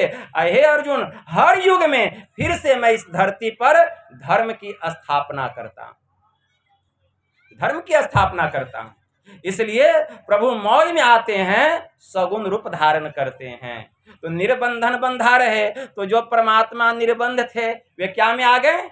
बंधन में आ गए, सगुण रूप धारण किए। अब बंधा निर्बंध होए, हम लोग बंधन में हैं। गुरु महाराज से जुक्ति जान लिए, भजन भेद ले लिए, गुरुमुख बन गए और ध्यान करने लगे।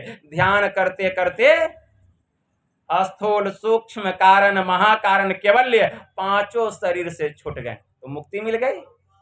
तो निर्बंधन बंधा रहे, बंधा निर्बंध होए, कर्म करे करता नहीं। तो जो ऐसा निर्बंध महापुरुष है, जो कर्म मंडल को पार कर गया है, वह कोई भी काम करेगा उसके ऊपर में लेप नहीं चढ़ेगा, उस कर्म का लेप नहीं चढ़ेगा। क्यों?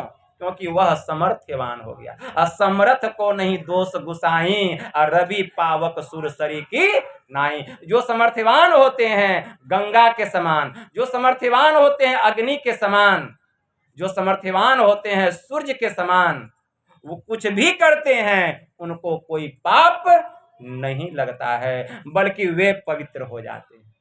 जैसे गंगा में नाले का पानी चला जाए, गंगा पवित्र हो जाएगी। गंगा में आप पशु पक्षी को फेंक दीजिए, सरा गला मुर्दा को फेंक दीजिए, गंगा पवित्र होगी? नहीं होगी। भानु कृषाणु सर्वरस खाही, अतिन कह मंद कहत को नाही। भानु का मतलब क्या होता है? सूर्य, और कृषाणु का मतलब अग्नि। तो भानु कृषाणु सर्वरस खाई, मतलब सूर्य और अग्नि सब रस को खा जाता है। वो देखता है कि ये गंदा है, गंदा जल है, इसको नहीं खाएंगे, उसको भी खा जाता है। मतलब क्या पवित्र जल और क्या अपवित्र जल, वह सबको खा जाता है। लेकिन तिन्ह कह मंद कहत को नहीं, लेकिन सूर्य को और अग्नि को कभी कोई बुरा कहता है? क्यों? अपवित्र जल को भी तो खा लिया, उसको कभी कोई बुरा नहीं कहता है। कहता है उसी प्रकार जो समर्थवान होते हैं वे कुछ भी करते हैं, उनको कोई बुरा नहीं कहता है। शुभ अरु अशुभ सलिल सब बहई, असुर सरी कोई अपुनित न कहई। शुभ मतलब पवित्र, अशुभ मतलब अपवित्र, सब चीज सुर सरी मतलब गंगा, मतलब पवित्र और अपवित्र सब चीज गंगा नदी में बहती है ना। कुत्ता को फेंक दीजिए, मरा हुआ कुत्ता, मरा हुआ जीव जंतु, सब चीज रहता है, मैला बहता है नदी में, लेकिन गंगा को कोई अपवित्र कहता है? कोई नहीं कहता, गंगा पवित्र है। तो शुभ और अशुभ सलिल सब बहई, सूर सरी कोई अपुनित न कहई। लेकिन गंगा को कोई अपवित्र नहीं कहता। क्यों नहीं कहता? कारण क्या है ये बताना पड़ेगा। कहने मात्र से काम नहीं चलेगा, प्रमाण देना पड़ेगा। तो गोस्वामी जी ने लिखा, समरथ को नहीं दोष गुसाई, और रवि पावक सुरसरी की नाई। जो रवि मतलब सूर्य, पावक मतलब अग्नि, और सुरसरी मतलब गंगा। सूर्य, अग्नि और गंगा के जैसे जो समर्थवान हो जाते हैं, जो उस ब्रह्म में जाकर के मिल गए हैं, जो कर्म मंडल को पार कर गए हैं, वह कोई भी काम करते हैं इस संसार में, उनको कोई दोष नहीं लगता है। लेकिन वह समर्थवान होना चाहिए। इसलिए निर्बंधन बंधा रहे, बंधा निर्बंध होए, कर्म करे करता नहीं। वह कोई भी काम करता है उसमें कर्तापन का भाव होता है। और दास कहावे सोई, वही दास भाव को, भक्त भाव को वही प्राप्त करता है। एक प्रसंग सामने आ गया, भगवान महायुगेश्वर श्री कृष्ण के समय की बात है। मतलब द्वापर युग का समय था, और भगवान द्वारिकाधीश मतलब द्वारिका में अपना राज सिंहासन संभाल रहे थे। उसी समय एक गोपी थी, 12 वर्ष उसका विवाह का हो गया था, लेकिन एक भी उसको औलाद नहीं हुआ। उस गोपी को एक भी औलाद नहीं हुआ। ज्यादा समय तो नहीं हो रहा है, खत्म कर देना चाहिए क्या? नहीं कहिएगा तो हम बंद कर देंगे। आप लोग बोर तो नहीं ना हो रहे हैं? श्री सद्गुरु महाराज की जय। क्योंकि फिर चलते रहता है ना। तो भगवान महायुगेश्वर श्री कृष्ण के समय की बात है। एक गोपी 12 वर्ष विवाह का हो गया, लेकिन उसको एक भी औलाद नहीं हुआ। तो बहुत लोगों ने कहा कि देखो गोपी, भगवान महायुगेश्वर श्री कृष्ण अभी द्वारिका के राजा बने हुए हैं, और वे तुम्हारे बचपन के मित्र हैं, इसलिए तुम अपना फरियाद लेकर के उनके पास क्यों नहीं जाती हो? सुनते हैं कि वे बहुत लीलाधारी हैं, जो भी कहते हैं हो जाता है। अगर उनका आशीर्वाद मिल जाए तो तुमको पुत्र हो जाएगा। तो बड़ा उम्मीद समेट करके वह गोपी जो है द्वारिका नगरी आई, और द्वारिकापति भगवान महायुगेश्वर श्री कृष्ण से आकर के मिली, द्वारिकाधीश से, और कहती है प्रभु 12 वर्ष विवाह होने से हो गए, लेकिन एक भी औलाद नहीं। अगर आपकी कृपा हो जाए तो मुझे एक औलाद की प्राप्ति हो जाए। तो भगवान कृष्ण कहते हैं कि देखो गोपी, जमुना नदी के उस पार में एक बड़े उच्च कोटि के संत रहते हैं, उनका नाम है दुर्वासा ऋषि। तुम उन्हीं के पास चली जाओ और मेरा नाम लेना कि हमको कृष्ण ने आपके पास भेजा है, तुमको आशीर्वाद दे देंगे और तुमको संतान हो जाएगा। तो गोपी बड़ी खुश हुई, प्रसन्न हुई, वह जाने लग गई। तब गोपी के मन में विचार आया, रास्ते में तो जमुना नदी है और वहां एक भी नाव नहीं है, मैं जमुना नदी को पार कैसे करूंगी? तो वह भगवान कृष्ण से पूछती है कि प्रभु, आप मुझे जमुना नदी के उस पार जाने के लिए कह रहे हैं, और रास्ते में जमुना नदी है, एक भी नाव नहीं है, मैं पार कैसे करूंगी? तो भगवान कृष्ण कहते देखो गोपी, जब रास्ते में जमुना नदी आ जाए तो तुम दोनों हाथ जोड़ करके कहना कि हे जमुना, अगर हमारे कृष्ण ने जीवन में कभी किसी स्त्री का संग नहीं किए हैं तो तुम मुझे रास्ता दे दो, वह तुमको रास्ता दे देगी। अब गोपी सोचने लग गई, इनके इतने बाल बच्चे हैं, इतनी पत्नियां हैं, और कहते हैं हम कभी किसी स्त्री का संग नहीं किए हैं, ये कैसे हो सकता है। लेकिन मन में तो यह बात हुई, लेकिन पूछने का हिम्मत उसको नहीं हुआ। भगवान का बात मान करके चल दी, और जब चली रास्ते में जमुना नदी आ गई तो दोनों हाथ जोड़ करके कहती है कि हे जमुना, अगर हमारे कृष्ण ने जीवन में कभी किसी स्त्री का संग नहीं किया है तो तुम मुझे रास्ता दे दो। इतना कहना था कि जमुना बीच से ही सूख गई। गोपी को बड़ा आश्चर्य हुआ, और वह गोपी जो थी आसानी से जमुना नदी को पार करके उस पार चली गई। जब जाने लगी तो मन में हुआ कि संत का दर्शन करने जा रही हूँ, आशीर्वाद प्राप्त करने जा रही हूँ, उनके लिए कुछ संदेश ले लेना चाहिए। तो रास्ते से कुछ भोजन की सामग्री ले ली और वह ले करके गई, और जा करके दुर्वासा ऋषि को प्रणाम की और उनको भर पेट भोजन कराई। दुर्वासा ऋषि को भर पेट भोजन कराई। जब दुर्वासा ऋषि भोजन कर लिए, कुछ हुआ क्या? श्री सद्गुरु महाराज जी की जय। जब दुर्वासा ऋषि भोजन कर लिए तब वह गोपी कहती है कि हे ऋषिवर, भगवान महायोगेश्वर श्री कृष्ण ने मुझे आपके पास भेजा है, मुझे आशीर्वाद दीजिए कि मुझे एक संतान का सुख प्राप्त हो जाए।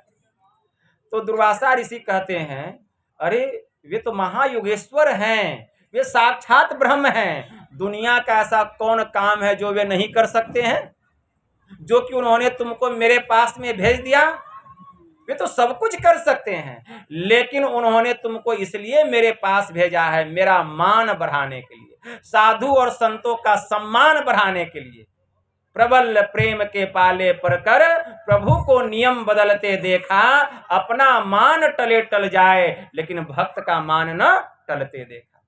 इसलिए जाओ, मैं तुमको आशीर्वाद देता हूं कि तुमको समय आने पर सुंदर संतान की प्राप्ति होगी। गोपी बहुत प्रसन्न हो गई। जब वह वहां से जाने लगी तो फिर उसको ख्याल आया, रास्ते में तो जमुना नदी है, पार कैसे करूंगी।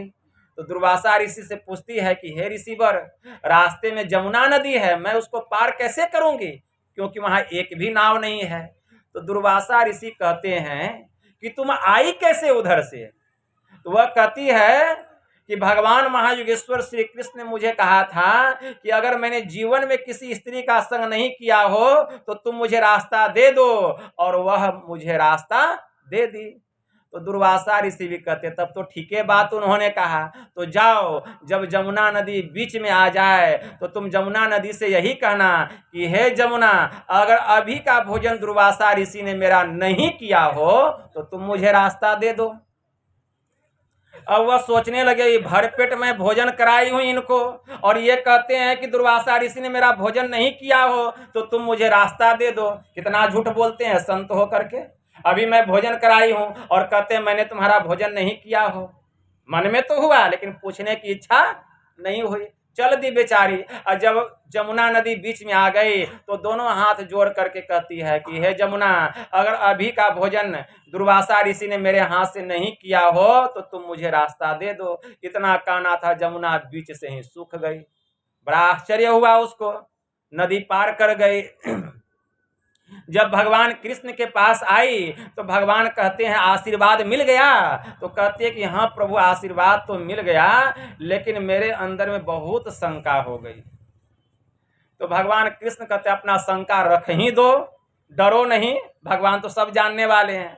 तो कहते हैं प्रभु, अच्छा आप यह बतलाइए, आपके इतने बाल बच्चे हैं, आपकी 16,108 पटरानियां हैं, इतनी पत्नियां, इतने बाल बच्चे, और आपने मुझे कहा कि तुम जमुना से कहना अगर कृष्ण ने कभी किसी स्त्री का संग नहीं किया हो तो तुम मुझे रास्ता दे दो, और जमुना मुझे रास्ता भी दे दी। तो क्या प्रभु बिना स्त्री का संग किया आपको इतने बाल बच्चे हो गए?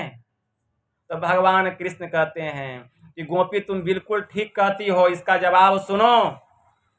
मैं कर्तव्य कर्म करता हूं, कर्तव्य का पालन करता हूं। मैं संसार में आसक्ति रख करके कोई काम नहीं करता हूं। मैं आसक्ति से रहित हो करके, अनासक्त हो करके, आसक्ति रख करके नहीं, आसक्ति से रहित हो करके संसार के कल्याण के लिए काम करता हूं। मैं कर्म मंडल को पार कर गया हूं। मैं इस संसार में रह करके कोई भी कर्म करता हूं तो वह धर्म का काम होता है, वह पाप नहीं होता है। इसलिए मेरे ऊपर में पाप और पुण्य किसी भी कर्म का लेप नहीं पड़ता है। मतलब मैं कर्म करते हुए भी मैं अकर्ता ही बना हुआ रहता हूं।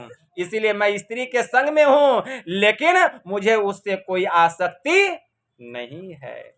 जैसे दुर्वासा ऋषि जो तुम्हारा भोजन किए, वो तुम्हारे चाहना के लिए भोजन किए, तुम्हारी खुशी के लिए भोजन किए, लेकिन उस भोजन के स्वाद से उनको कोई लेना देना नहीं है। इसलिए वे भोजन करते हुए भी भोजन नहीं किए।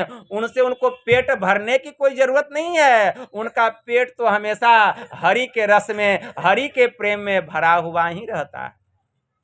लेकिन तुम्हारी खुशी के लिए उन्होंने भोजन किया, इसलिए भोजन करते हुए भी वे भोजन नहीं किए। मतलब निर्बंधन बंधा रहे, बंधा निर्बंध होए, कर्म करे करता नहीं। क्यों? क्योंकि वे कर्म मंडल को पार कर गए हैं। इसलिए वे कोई भी काम करते हैं, खाना पीना, सोना जागना, उठना बैठना, जो भी कर्म करते हुए भी उनमें कर्तापन का अभाव होता है। क्यों? क्योंकि वे कर्म मंडल को पार करके मेरे स्वरूप में लीन हो गए हैं। तो ये ऐसे जो महापुरुष होते हैं, वे कुछ भी करते हैं तो उनके ऊपर में कर्म का लेप नहीं पड़ता है, कर्म का लेप नहीं पड़ता है। इसलिए संत कबीर साहब कहते हैं कि नादी बादी पढ़ना गुन्ना बहु चतुराई भीना, कहे कबीर सो परे न परलय नाम भगति जिन चीना। जिन्होंने नाम को जान लिया, जिनकी सूरत नाम में लग गई, सार शब्द में लग गई, वह सब पापों से मुक्त हो गया। जब ही नाम प्रगट भया, संत कबीर साहब कहते हैं, जब ही नाम प्रगट भया छूटा बंधन मोह। जितना भी बंधन मोह सबसे छुटकारा मिल जाता है। तो जब ही नाम प्रगट भया छूटा बंधन मोह, सब प्रकार के बंधन से छुटकारा मिल जाता है। उपनिषद में मंत्र आया, यदि शैल समंग पापं विस्तीर्णम बहु योजनम भिद्यते ध्यान योगेन नान्यो भेद कदाचन। अगर पहाड़ के समान फैला हुआ कई योजन तक पाप हो तो ध्यान योग से उसका नाश हो जाता है। ध्यान योग के अलावा पापों का नाश करने वाला आज तक न कोई दूसरा उपाय हुआ था, न हुआ है और न भविष्य में होने वाला है।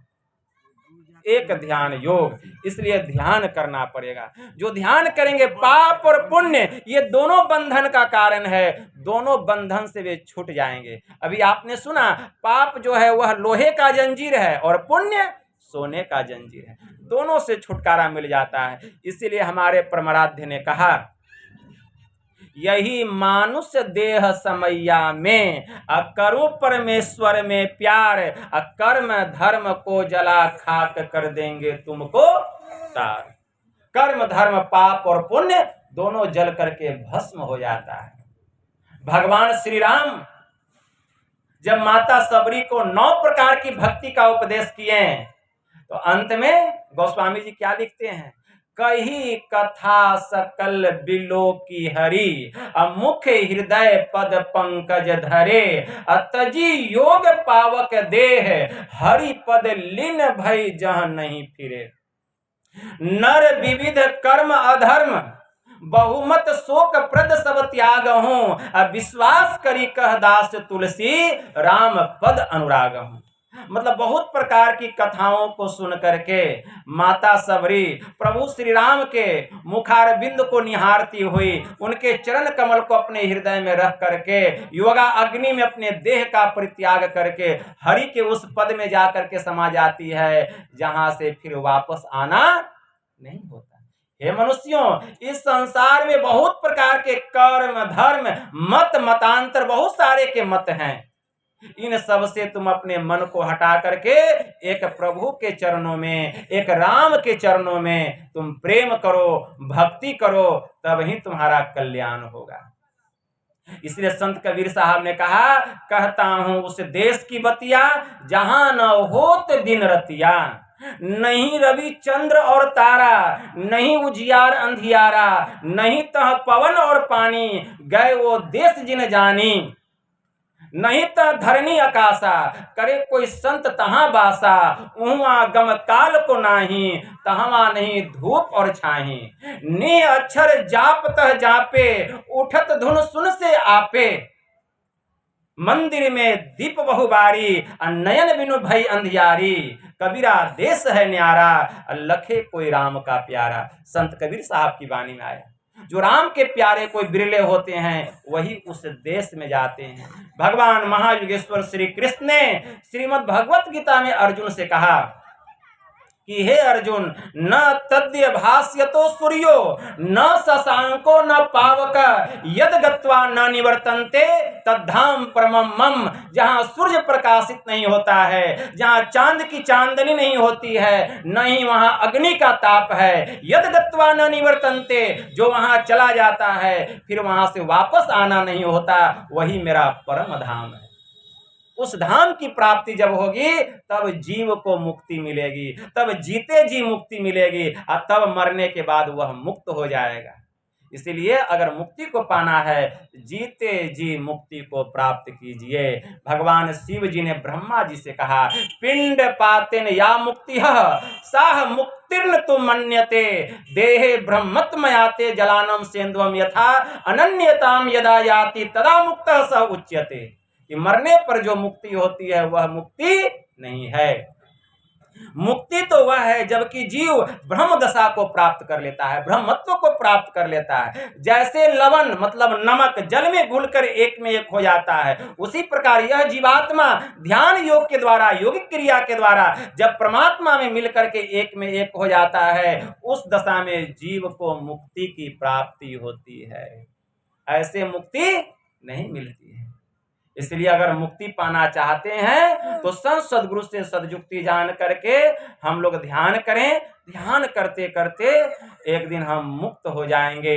घूंघट का पट खोल रे तो को पीव मिलेंगे, धन जौवन का गर्व न कीजिए, झूठा पचरंग चोल रे तो को पीव मिलेंगे। शून्य महल में दिया ना बारी ले, आशा से मत डोल रे तो को पीव मिलेंगे। संत कबीर साहब कहते हैं कि शून्य महल में दिया ना बारी ले, आशा से मत डोल रे। इतना ही नहीं, कहे कबीर सुनो भाई साधो, अब बाजत अनहद ढोल रे तो को पीव मिलेंगे। इसलिए शून्य महल में जो प्रकाश प्रकट करता है वहीं से सीधा रास्ता परमात्मा के पास जाने का खुलता है। उसी को कहा गया गगन की ओट, कि गगन की ओट निशाना है, दहिने सूर्य चंद्रमा बाएं तीन के बीच छिपाना है। जो वहां ध्यान लगाता है, ध्यान लगाते लगाते उसका अंतःकरण प्रकाशित होता है। प्रकाश मंडल भी जीवात्मा और परमात्मा के बीच में पर्दा है, आवरण है। ईशावास्योपनिषद में एक मंत्र आया, हिरणमयेन पात्रेण सत्य अस्यापिहितम मुखम तत्वम पूषा पावृणो सत्य धर्माय दृष्टे। मतलब आदित्य मंडल अस्त ब्रह्म के मुख पर यह जो है प्रकाश, यह ज्योतिर्मय, जो यह जो ज्योति है यह भी एक पर्दा है, ज्योति का पर्दा लगा हुआ। आदित्य मंडल अस्त ब्रह्म का मुख जो है वह ज्योतिर्मय पात्र से ढका हुआ है। हे पूषण, मुझ सत्य धर्मा को आत्मा की उपलब्धि कराने के लिए तो उसे उघार दे।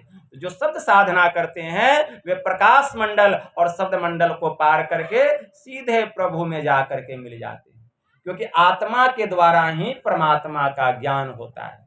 उपनिषद में मंत्र आया है, कठोपनिषद में यम ने नचिकेता से कहा, इंद्रेभ्यम परम मनो मनसा सत्वमुत्तमम सत्वादधि महानात्मा महतो व्यक्तम उत्तमम। मतलब इंद्रियों से उत्कृष्ट मन है, मन से बुद्धि श्रेष्ठ है, बुद्धि से महतत्व बढ़कर है, महतत्व से अव्यक्त उत्तम है, और अव्यक्त से भी वह जो पुरुषोत्तम है वह सर्वश्रेष्ठ है, जिसको जानकर जीव बंधन से छुटकारा प्राप्त कर लेता है। कठोपनिषद में एक दूसरा मंत्र आया, नायमात्मा प्रवचनेन लभ्यो न मेधया न बहुना श्रुतेन यमे वैश्य वृणुते तेन लभ्य ऐसा आत्मा विवृणुते तनुम स्वाम। यह जो आत्मा है नाना प्रकार के वेदाध्ययन के द्वारा वह ग्रहण होने योग्य नहीं है। यह जो आत्मा है बहुत अधिक श्रवण शक्ति के द्वारा भी वह ग्रहण होने योग्य नहीं है। यह जो आत्मा है यह बहुत अधिक धारणा शक्ति के द्वारा भी ग्रहण होने योग्य नहीं है। तब इसको कैसे प्राप्त किया जाएगा? तो साधक जिस आत्मा का वर्ण करता है उसी वर्ण किए हुए आत्मा से आत्मा अपने स्वरूप को प्रकाशित करता है और इसी प्रकाशित आत्मा से ब्रह्म के स्वरूप का ज्ञान होता है, उसकी पहचान होती है। और तब हम मृत्यु के मुख पर लात रख करके हम परमात्मा को प्राप्त करते हैं। अशब्दम अस्पर्शम रूपम वयम तथा रसम नित्यम गंधवचच्यत अनाद्यनंतम महत परम ध्रुवम नित्याय तन मृत्यु मुखात परमुच्यते। जो परमात्मा स्पर्श रहित है, शब्द रहित है, गंध रहित है, रस रहित है, जो कि अनादि और महतत्व से भी परे का है, ऐसे परमात्मा को जान लेने पर जीवात्मा मृत्यु पर विजय प्राप्त कर लेता है। वह फिर जीव नहीं, वह पीव ही हो जाता है, शिव ही हो जाता है। आत्मा और परमात्मा में कोई अंतर नहीं रह जाता कोई अंतर नहीं रह जाता। मुक्ति को उपनिषद में भगवान श्री राम ने हनुमान जी से कहा कि हे हनुमान, बहुशास्त्र कथा कंथारो मंथेव वृथेव किम अन्वेष्टव्यम प्रयत्नेन मारुते ज्योतिरांतरम। कि हे हनुमान, बहुत से शास्त्रों को, बहुत से कथाओं को पढ़ने से क्या लाभ? तुम अत्यंत प्रयत्नशील हो करके अपने भीतर के अंतर ज्योति की खोज क्यों नहीं करते? दर्शना दर्शने हित्वा स्वयं केवल रूपतः यह आस्ते कपि शार्दुल ब्रह्म स ब्रह्म वित्त सभ्यम। कि हे हनुमान, दृश्य और अदृश्य को छोड़कर वह पुरुष केवल स्वरूप हो जाता है। वह केवल ब्रह्म ज्ञानी ही नहीं, हे हनुमान, वह स्वयं ब्रह्म के समान ही हो जाता है। जब मैं था तब हरि नाही, अब हरि है मैं नाही, अब प्रेम गली अति साकरी तामे दून समाही। जब तक मैं और हम रहेंगे तब तक हम उस रास्ते में प्रवेश नहीं करेंगे। अब कबीरा मन निर्मल भया जैसे गंगा नीर, अब पीछे पीछे हरि फिरे कहे कबीर कबीर। ऐसे जो महापुरुष हो जाते हैं परमात्मा उसके पीछे पीछे चलते हैं। और ऐसे महापुरुष में और ईश्वर में कोई अंतर नहीं होता। जब वे अपने देह का परित्याग करते हैं तो वही जीवन मुक्त महापुरुष विदेह मुक्त दशा को प्राप्त करके जैसे हवा अपने वायुमंडल में फना हो जाता है, वैसे ही यह जीवात्मा परमात्मा में फना हो जाता है, मिल जाता है। वायुरथेको भुवनम परिविष्टम रूपम रूपम प्रतिरूपो बभुव एक अस्तथा सर्वभूतांतरात्मा रूपम रूपम प्रतिरूपो बहिश्च। जैसे एक ही हवा वायुमंडल में जाकर के जब मिल जाता है, वायुरथेको भुवनम, जैसे इस लोक में प्रविष्ट वायु प्रत्येक रूपों के अनुरूप हो रहा है। जैसे वायुमंडल से हवा का कुछ अंश हम गुब्बारे में डाल दें तो वह गुब्बारे के आकार का हो जाता है। अगर इसी वायुमंडल से हवा का कुछ अंश हम गेंद में डाल दें तो वह गेंदाकार हो जाता है। अगर इसी वायुमंडल से हवा का कुछ अंश हम साइकिल के चक्के के ट्यूब में डाल दें तो वह चक्राकार हो जाता है। महाशय, अगर आपसे पूछा जाए कि हवा का स्वरूप कैसा है तो क्या वह गुब्बारे के आकार का है? हवा का स्वरूप क्या वह गेंदाकार है या चक्राकार है? तो कहेंगे नहीं बाबा, जिस वस्तु में जाके वह घुस गया हवा उसी उसी रूप के वह अनुरूप हो गया, लेकिन वह वही नहीं हुआ, वह नहीं हुआ। जैसे उससे हवा निकलेगी अंश अपने अंशी में वायुमंडल में जाके मिल जाएगा और आवरण पड़ा रह जाएगा। जैसे चक्का का ट्यूब, गुब्बारा, बैलून सब पड़ा रह जाएगा, हवा निकल के वायुमंडल में जाके मिल गया। वायुरथेको भुवनम परिविष्टम रूपम रूपम प्रतिरूपो बभुव एक तथा सर्वभूतांतरात्मा रूपम रूपम प्रतिरूपो बहिश्च। उसी प्रकार एक ही परमात्मा का अंश, ध्यान से सुनिए, एक ही परमात्मा का अंश जिस रूप में जाकर के समा गया उसी उसी रूप के वह अनुरूप हो गया। जैसे परमात्मा का अंश चींटी के शरीर में चला गया तो चींटी के आकार का, गदहा के शरीर में चला गया गदहा के आकार का, हाथी के शरीर में चला गया हाथी के आकार का, गाय घोड़ा बैल के शरीर में चला गया तो गाय घोड़ा बैल के आकार का, मनुष्य के शरीर में चला गया मनुष्य के आकार का। लेकिन परमात्मा क्या गाय घोड़ा गदहा बैल मनुष्य हो गया? नहीं, लेकिन सबके भीतर में परमात्मा का अंश है, लेकिन सब परमात्मा की भक्ति नहीं कर सकता। गदहा भक्ति करेगा? बैल भक्ति करेगा? नहीं करेगा। परमात्मा की भक्ति जब भी करेगा कौन करेगा? मनुष्य करेगा। जितने मनुष्य तनधारी हैं अब प्रभु भक्ति कर सकते सभी, अंतर व बाहर भक्ति कर घटपट हटाना चाहिए। तो जो मनुष्य भक्ति, सब मनुष्य तो सब भक्ति कर सकता है, लेकिन सब मनुष्य की भी बलिहारी नहीं है।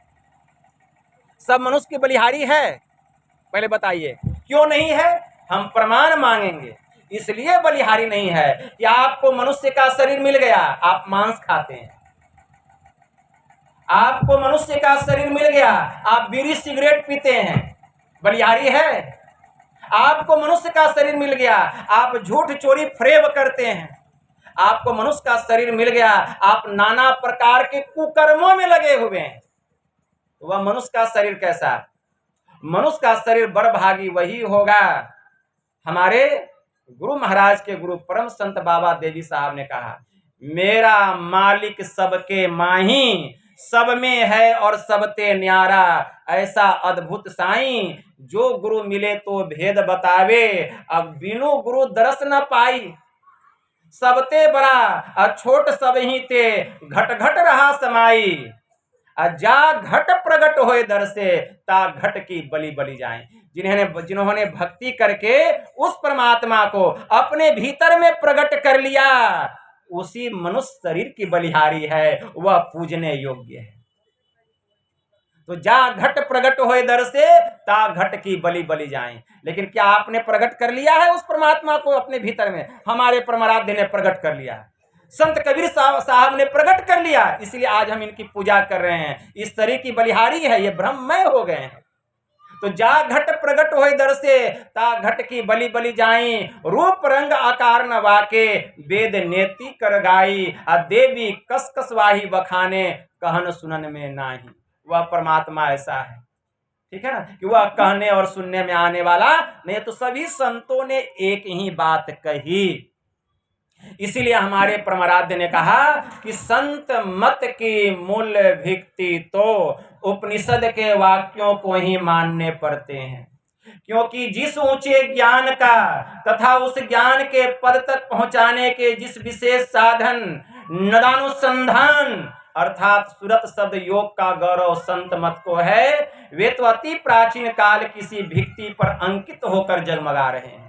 भिन्न भिन्न काल तथा देशों में संतों के प्रकट होने के कारण तथा इनके भिन्न भिन्न नामों पर इनके अनुयायियों द्वारा संत मत के भिन्न भिन्न नामकरण होने के कारण संतों के मत में पृथक तो ज्ञात होता है, परंतु यदि मोटी और बाहरी बातों को तथा पंथाई भावों को हटाकर विचारा जाए और संतों के मूल एवं सार विचारों को ग्रहण किया जाए तो यही सिद्ध होगा कि सब संतों का एक ही मत है।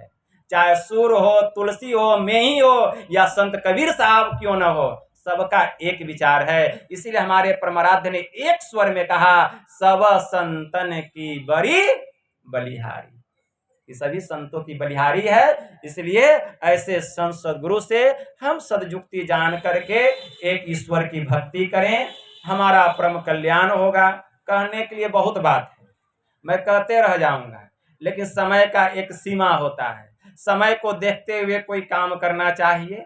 तो यह संतमत सत्संग का आयोजन हमारे परलोकवासी हमारे महेंद्र बाबू के स्थूल शरीर छूटने के उपरांत उस दिवंगत आत्मा के परम कल्याण के लिए घर परिवार के सभी लोगों ने मिलजुल करके किए। मैं गुरु महाराज से प्रार्थना करता हूँ कि हे परमपिता परमात्मा, ऐसे पुण्यात्मा को, ऐसे पवित्र आत्मा को आप अपने शरण में शरणागत करें और पुनः इनको मनुष्य का शरीर प्रदान करें कि जहाँ से इनकी भक्ति छूटी हुई है पुनः वहाँ से वे अपनी भक्ति प्रारंभ करें। बस इतना ही कहकर गुरु महाराज के श्री चरणों में प्रेम पुष्प समर्पित करते हुए मैं अपनी वाणी को यहीं विराम देता हूँ। बोलिए प्रेम से श्री सद्गुरु महाराज की जय।